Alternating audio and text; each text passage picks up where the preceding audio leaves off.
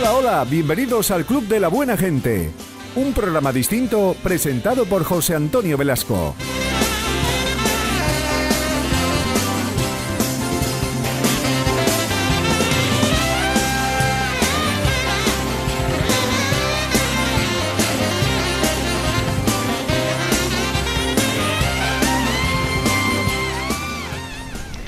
Aquí comienza el Club de la Buena Gente para Canal Sierra de Cádiz y Onda Luz Sierra. Gracias por elegirnos una noche más, una tarde más, depende, o una mañana más, depende de la hora a la que estéis viendo el programa. Normalmente se emite, digamos, en directo a partir de las 10 de la noche y luego se repite en diferentes horarios. No, la redifusión ya ahí me pierdo, no la controlo, pero es en diferentes horarios y podéis vernos que queráis también en nuestro muro en Facebook, en Twitter, en YouTube. Nos buscáis y nos encontráis fácilmente poniendo Canal Sierra de Cádiz. Esta noche, además de nuestro abogado de cabecera Juan Carlos López, también vamos a ofreceros imágenes de Dibujando el Puente, una actividad con motivo de la celebración del centenario del puente, famoso puente San Miguel, puente de hierro de Arcos de la Frontera, que está a punto de cumplir 100 años. Y un número cercano a las 60 personas se han dedicado a dibujarlo. Esos dibujos, con esos dibujos se realizará una exposición y es una actividad más dentro de ese centenario del puente. Curioso, ¿no? El puente de piedra se lo llevó una riada, se construyó este puente en plena guerra mundial, cuando el hierro precisamente era el material que más escaseaba, pero por la mediación, mediante la mediación del clero, de uno de los curas del pueblo, se consiguió que llegara el hierro y se construyera ese puente. Pero bueno, eso lo veremos después de que hablemos con Juan Carlos. Y también imágenes de la celebración del Día Internacional de los Derechos del Niño. Cada 20 de noviembre se conmemora esta efemérides y estuvimos ayer en Bornos, en la Plaza Las Monjas, donde los más pequeños lo celebraban a su manera, jugando. Bueno, pues vamos a saludar ahora sí a Juan Carlos López, abogado de cabecera de este programa y abogado del bufete Osuna, con oficinas en Bornos, en Villamartín y en Ubrique. Buenas noches, Juan Carlos. ¿Qué tal? Buenas noches. El tema que nos propone hoy, curioso, porque parece que repunta la compraventa de viviendas en nuestro país y justamente este es el tema que pone sobre la mesa de Juan Carlos, la compraventa de viviendas. Primera pregunta que le planteamos, si es obligatorio acudir a la notaría, aunque me temo que la respuesta es afirmativa, ¿o no? Pues matizando, en la práctica sí. Sí. O sea, a ver, aquí tenemos que decir que en primer lugar la ley no fija una obligatoriedad de tener que ir al notario para poder formalizar la compraventa de una vivienda. Basta, según la ley, con que se haga un contrato privado entre dos particulares y es perfectamente legal. Y con que se haga el contrato privado, se fije la compraventa, se haga la entrega de la llave, la compraventa es válida. Pero claro, ¿qué ocurre? Que luego la ley nos va a limitar mucho si la compraventa la hemos hecho de esta forma. Entonces, por eso en la práctica sí que nos va a obligar a ir a un notario. ¿Por qué? Porque si no elevamos la escritura, el contrato a público, es decir, que lo pasamos por notaría, si no lo pasamos por notaría, no vamos a poder registrar en el registro de la propiedad este cambio de titularidad. Es decir, que en el registro de la propiedad siempre va a seguir siendo el titular el vendedor, con lo cual, claro, si hacemos una compraventa pero no la inscribimos, pues ya de entrada vamos a tener bastantes problemas. Y el principal de ellos, ¿cuál es? Pues que el banco no nos va a poder dar un préstamo con garantía hipotecaria. Es decir, si compramos una vivienda y no vamos al notario, nos podemos ir olvidando de tener un préstamo hipotecario, porque la ley hipotecaria expresamente dice que hace falta estar registrada e inscrita en el registro de la propiedad la compraventa. Por tanto, en la práctica, como tú decías, pues sí, pues nos vamos a tener que ver obligados prácticamente a ir al notario, porque además que no hay ninguna ventaja en no ir. Es verdad que nos vamos a ahorrar algún dinero, pero también hay que decir que en este caso los notarios, en lo que a una compraventa se refiere, y yo creo que, no sé, a lo mejor hay opiniones diferentes a la mía, pero yo creo que todo el que haya comprado una vivienda y haya pasado por notaría habrá visto que la misión del notario aquí, el papel del notario, no es únicamente la de dar fe de que se ha producido una compraventa, sino que realmente el notario pues va a certificar que se está cumpliendo con la legalidad. Entonces nos va a asesorar, va a comprobar que todo se está cumpliendo, nos va a dar una mayor garantía, Por tanto, lo ideal sería efectivamente acudir al notario, que se quede elevado a público y llevarlo luego al registro de la propiedad. Aunque compremos la vivienda sin un préstamo, da lo mismo, lo ideal sería llevarlo. Hay que curarse en salud. Claro. Notaría entonces. ¿Y quién paga los gastos del notario?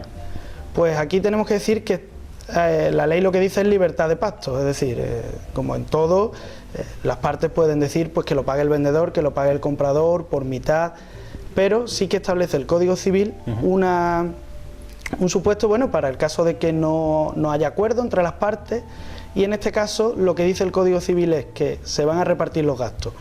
De esta forma, el que vende, el vendedor, va a tener que pagar lo que es la escritura matriz, es decir, el precio que tenga redactar la escritura de compraventa, mientras que el vendedor lo que va a pagar son las copias.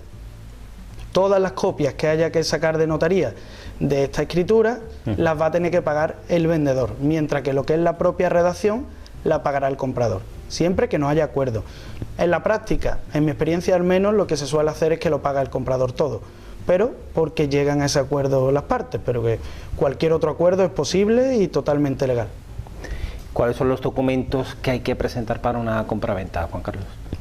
Pues que sean obligatorios. Lo primero que hay que presentarle al notario es una nota simple de la propiedad, una nota simple donde se vean las cargas que tiene esta vivienda, si tiene una hipoteca, si no tiene hipoteca, si hay un usufructo, cualquier tipo de gravamen, cualquier carga, derecho real, en fin. Eso, para empezar, tendremos eso, que aportar la nota simple. También sería conveniente, y lo pedirá el notario, aportar algún título acreditativo de la propiedad, es decir, el que vende tendrá que demostrarle al notario que efectivamente es propietario, porque si bien en la nota simple va a aparecer como propietario, como hemos visto, es posible transmitir una vivienda y dejar de ser y no modificarlo en el registro de la propiedad. Entonces sería conveniente que el notario nos pidiera o que nos aseguráramos de que efectivamente quien nos vende la vivienda tiene un título por el cual ha adquirido la vivienda. También nos va a hacer falta, si la vivienda está constituida en comunidad de propietarios, y esto pues quienes nos vieran en el último programa lo recordarán, el certificado de que la vivienda está libre de cargas con la comunidad de propietarios, es decir, que no le debe ninguna cuota a la comunidad de propietarios, o debiéndole alguna cuota, que nos certifiquen de cuánto es la deuda, porque por los 3 primeros años, o sea, por los 3 años anteriores, va a responder el comprador de toda la deuda que tenga 3 años con la comunidad de propietarios. El comprador también va a tener que responder él con su propio dinero. Por tanto, de todas formas, la ley lo marca como obligatorio. Si la compraventa se hace ante notario, el notario tiene que exigir este certificado de que no hay deudas con la comunidad. Por otra parte, si la vivienda es nueva, sí que vamos a necesitar también la cédula de habitabilidad, que es lo que nos va a permitir dar de alta los suministros de luz y agua, porque sin esa cédula no vamos a poder contratar ni luz ni agua, y en definitiva no nos vamos a poder ir a vivir a la vivienda. Pero esto sería en los casos de vivienda nueva. Luego hay otra serie de documentación que no es obligatoria, pero que siempre es recomendable, sobre todo en casos puntuales. Por ejemplo, si la vivienda que vamos a comprar es una vivienda que está en el campo, o en fin, que no está en un núcleo urbano, o que está muy cerca de la playa, o que está en un paraje que podemos entender que es un paraje natural que quizá merezca una protección, siempre va a ser muy importante pedir un certificado sobre la calificación de los terrenos, ¿no? Efectivamente, de los terrenos, la calificación urbanística, si es suelo urbanizable o no lo es, porque después nos podemos encontrar que compramos una vivienda que sí, que ya está construida, que no la hemos construido nosotros, pero que está en suelo no urbanizable, y no solo nos van a tirar la vivienda, sino que además vamos a tener que pagar una sanción que incluso puede llegar a ser penal. Y además me consta en este punto que se están iniciando acciones por aquí, por la zona, tanto administrativas como penales, con parcelas ilegales. Entonces, ojo, mucho cuidado con comprar una parcela que esté construida en un terreno no urbanizable, que es algo bastante habitual aquí en la zona, muy extendido, porque las administraciones han dado un giro, y donde hasta ahora más o menos estaban permitiendo, han dejado de permitir. Bueno, pues andaros con ojo entonces, mucho cuidado con este apartado al que hacía alusión Juan Carlos López. Está la casa en suelo urbanizable, no urbanizable, en fin, cuidado porque acarrea consecuencias y bastante graves. Estamos hablando con, si acabáis de poner la tele, espectadores del Club de la Buena Gente, espectadores y espectadoras, estamos hablando con Juan Carlos López, abogado del bufete Osuna, con oficinas en Villamartín, en Bornos y en Ubrique, de la compraventa de viviendas y todo lo que ello supone. Vamos ahora a la parte donde hay que... la guita, ¿no? Donde hay que pagar. Impuestos. ¿Qué impuestos hay que pagar, Juan Carlos? Pues tienen que pagar impuestos las dos partes. Entonces tenemos que distinguir respecto al comprador. Bueno, pues el comprador lo primero que va a tener que pagar que es el impuesto de transmisiones patrimoniales.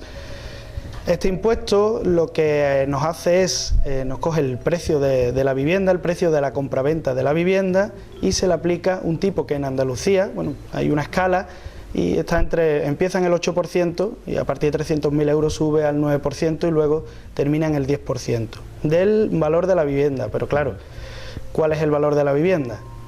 ¿Es el que dice la administración o es el que nosotros ponemos en el contrato? Pues el más alto.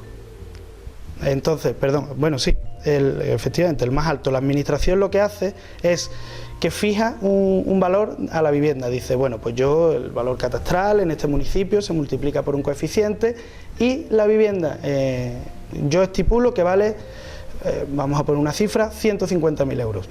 Si nosotros hacemos una compraventa por encima de 150.000 euros y la escrituramos por encima de 150.000 euros, vamos a pagar un impuesto por encima de 150.000 euros, es decir, por el precio de compra. Pero si ponemos un precio más bajo, la administración nos dice que no se lo cree, que le parece muy bien, pero que pagamos el impuesto por el precio que ellos dicen. Entonces, como tope mínimo. Que creerme el precio que fija la administración. Claro.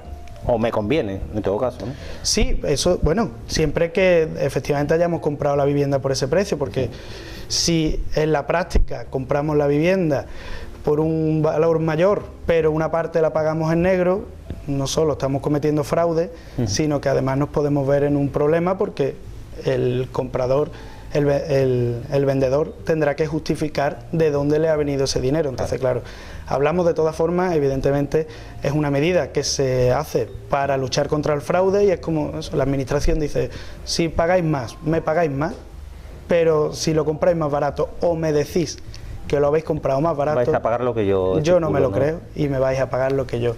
Eso respecto al impuesto de transmisiones, que lo paga, recordemos, el comprador, que es el que demuestra tener una capacidad. Si la vivienda es nueva, lo que se va a pagar en vez de este impuesto de transmisiones va a ser el IVA, en lugar del impuesto de transmisión. Esto es cuando se le compra a un particular y la vivienda no es nueva. En definitiva, andan los dos muy parecidos y va a ser prácticamente lo mismo.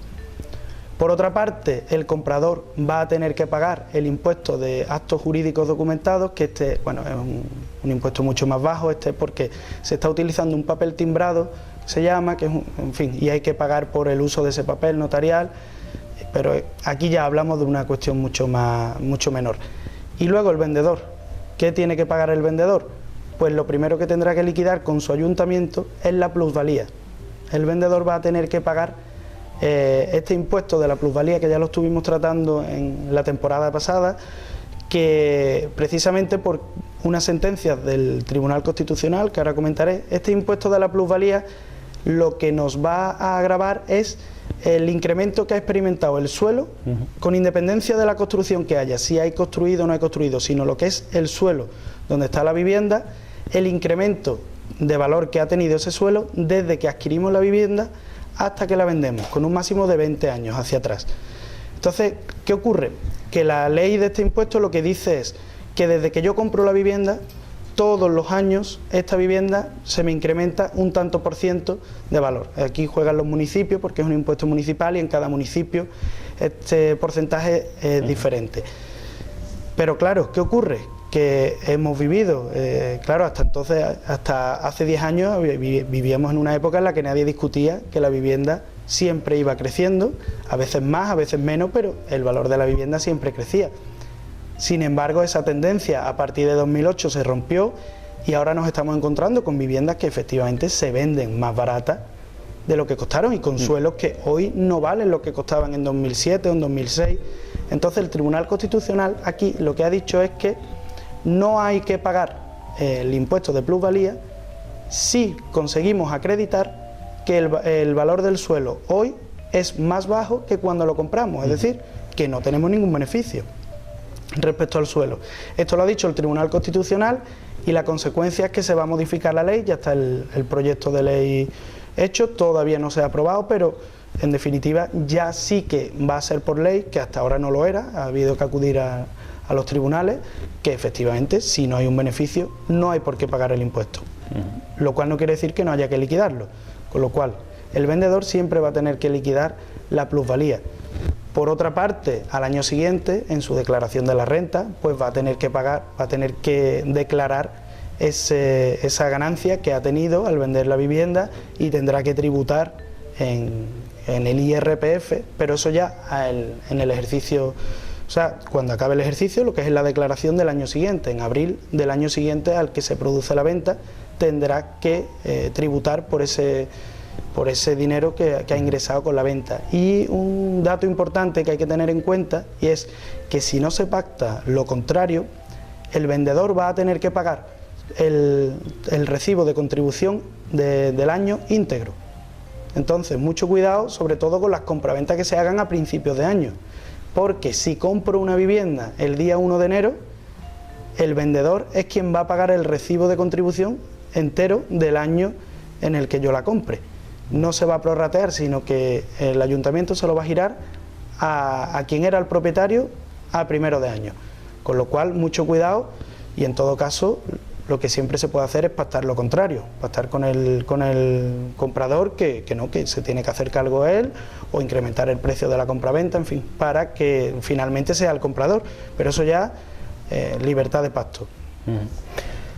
Vamos a hablar ahora de qué es un contrato de arras y qué información debe contener, Juan Carlos. Pues el contrato de arras es en el que se incluye lo que es la fianza. Tiene un nombre así más rimbombante, jurídico, pero es el contrato en el que está la fianza. Básicamente es el contrato, el pacto al que llega alguien que quiere comprar una vivienda y alguien que quiere venderla, y pactan una reserva por la cual los dos se obligan a que van a terminar haciendo el contrato, aunque no lo formalizan todavía, y se establece una penalización para quien finalmente no cumpla. Normalmente a la firma de este contrato, que se hace por escrito, se entrega ya lo que es la fianza, el depósito que entrega el que quiere comprar la vivienda, que todavía pues tiene que hacer sus trámites y demás, y que se ha pactado que perderá en el caso de no terminar comprándola. Pero mucho cuidado con la redacción que le damos a este contrato, porque es un contrato que nos va a limitar totalmente la compraventa.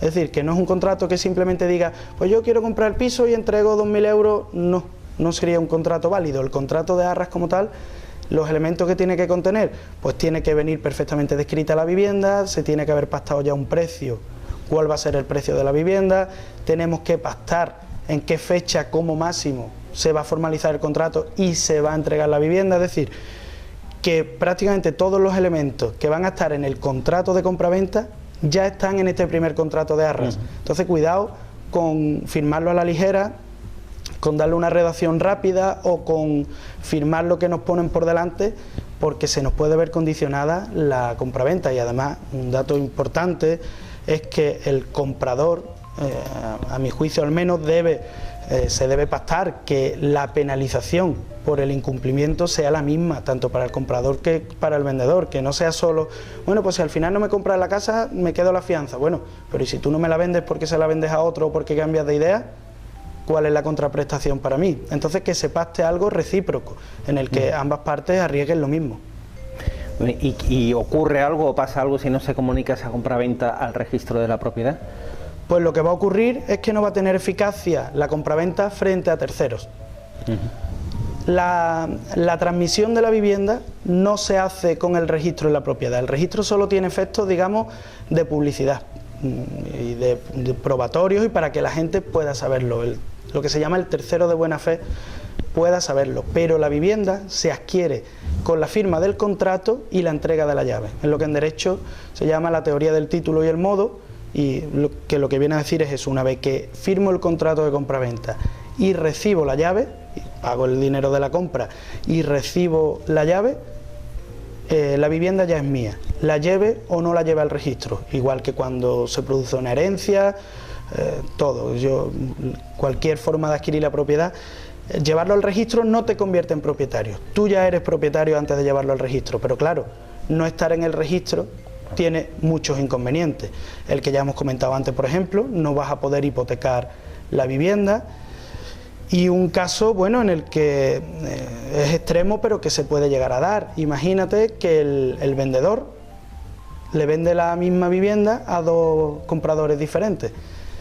Hoy, por ejemplo, pues pacta contigo, te la vende, se hace el contrato, tú no lo llevas al registro de la propiedad y luego más tarde viene a mí, oye, pues tengo esta vivienda que la quiero vender, yo voy al registro de la propiedad, veo que el propietario es él, yo no sé nada de que a ti te la ha vendido ya, y yo también de buena fe la compro y la hemos comprado los dos.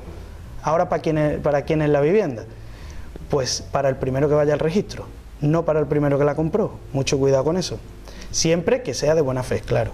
Luego, evidentemente, el que no se quede la vivienda, pues evidentemente podrá denunciar al vendedor por una estafa, podrá pedirle el dinero, pero podrá recuperarlo o no podrá recuperarlo. Entonces, por eso siempre es muy importante inscribirla. Por ejemplo, otra posibilidad, compramos una vivienda, no la inscribimos y se queda como titular en el registro de la propiedad el anterior propietario.